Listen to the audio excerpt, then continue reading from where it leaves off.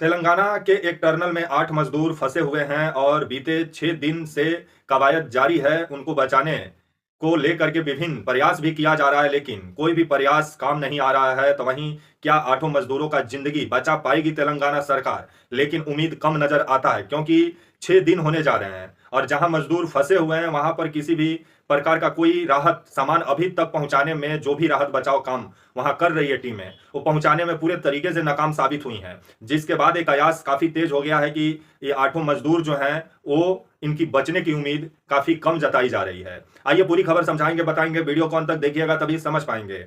नमस्कार, मेरा नाम विश्वजीत कुमार और आप देख रहे हैं वाक फॉर इंडिया न्यूज।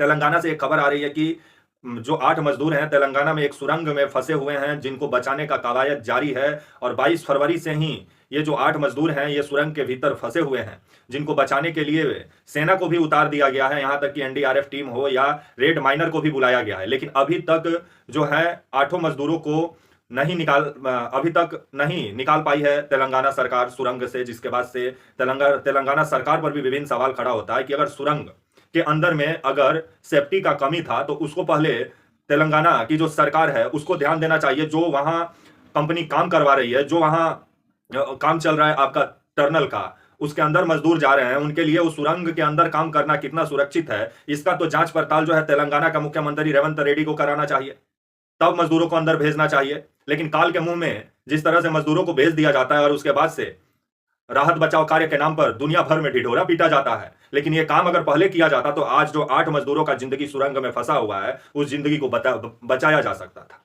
लेकिन वहीं ये आपका जो ये टर्नल जो है आपका तेलंगाना में, जहां ये 8 मजदूर फंसे हुए हैं, दरअसल टर्नल का एक काम चल रहा है आपका तेलंगाना में, जो आपका तेलंगाना में Shri slam left bank canal परियोजना का काम चल रहा है। और सुरंग के अंदर 22 फरवरी को मजदूर गए थे काम करने के लिए। और यह भी खबर आ रही है कि ये जो सुरंग का जो काम था काफी दिन से बंद पड़ा हुआ था, अचानक इस काम का शुरुआत हुआ। तो कोई भी काम को शुरू करने से पहले मजदूरों का सेफ्टी देखना चाहिए, लेकिन यहां साफ लापरवाही नजर आता है। और वैसे भी हमारे देश में जो श्रमिक हैं, जो मजदूर हैं, उनको गाय भैंस जैसा जो आपका कंपनी है वो दिन रात खटाती है और उनको कितना सैलरी मिलता है उन वही जानते हैं। क्योंकि आपका जो मजदूर हैं हमारे देश में आज भी उनका अगर मंथली इनकम देखिएगा तो सोचने पर आप मजबूर हो जाइएगा कि जो इतना बड़ा बड़ा मजदूर काम करते हैं, टर्नल बनाते हैं, रोड बनाते हैं जिस पर हम लोग चलते हैं, लेकिन वो जो मजदूर हैं वो कमाई से अपना घर परिवार भी नहीं संभाल पाते हैं और ऊपर से उनके ऊपर कर्जा का बोझ एक अलग होता है।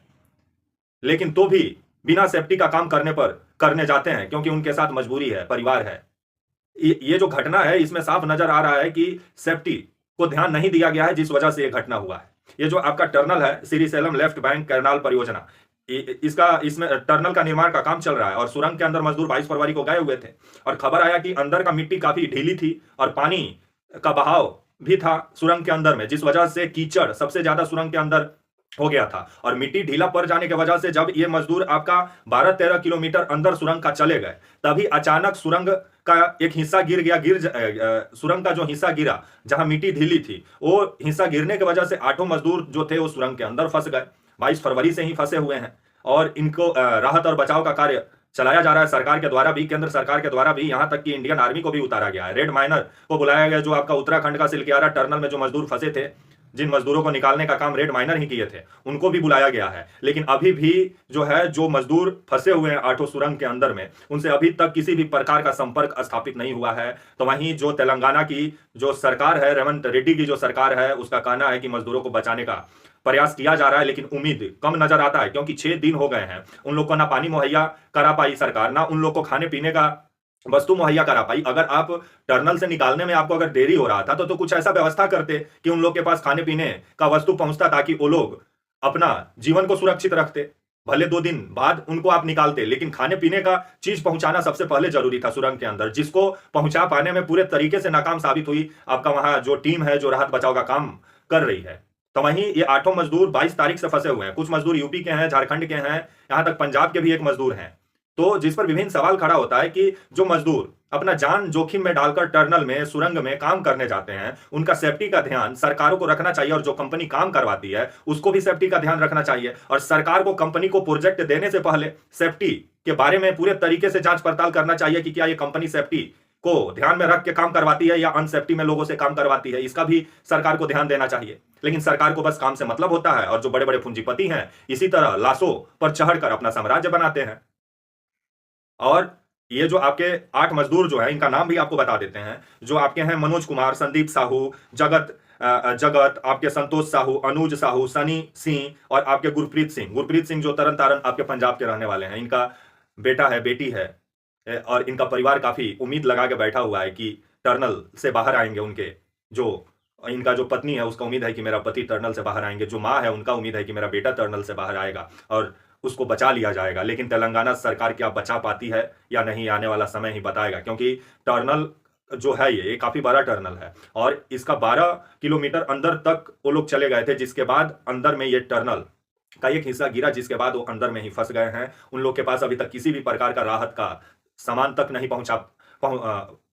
पहुंचा पाई अभी कोई भी राहत टीम। अभी राहत और बचाव का काम चलाया जा रहा है, लेकिन उम्मीद कम है कि ये जो आपके 8 मजदूर हैं ये अंदर जिंदा होंगे। जिसके बाद से अब आने वाले समय में रेवंत रेड्डी क्या करते हैं, आपके तेलंगाना के मुख्यमंत्री, ये देखने वाली बात होगी। लेकिन टर्नल में जो मजदूर काम करते हैं उनका सुरक्षा सुनिश्चित करना चाहिए सरकारों को। नहीं तो कंपनियां इसी तरह, जिस तरह से मजदूरों का जिंदगी को जिस तरह से मतलब नोच रही हैं, जिस पर विभिन्न सवाल खड़ा होता है, इस पर सरकार को ध्यान देना चाहिए। सेफ्टी मैनेजमेंट, सेफ्टी पर ध्यान देना काफी जरूरी है। और ये जो 8 मजदूर हैं, हम भगवान से यही चाहेंगे कि सही सलामत निकलें, लेकिन उम्मीद कम है। तब तक के लिए आप मुझे इजाजत दीजिए और आप हमारे channel walk for India news को प्लीज लाइक और सब्सक्राइब और शेयर करना ना भूलें। तब तक के लिए नमस्कार, जय हिंद, वंदे मातरम।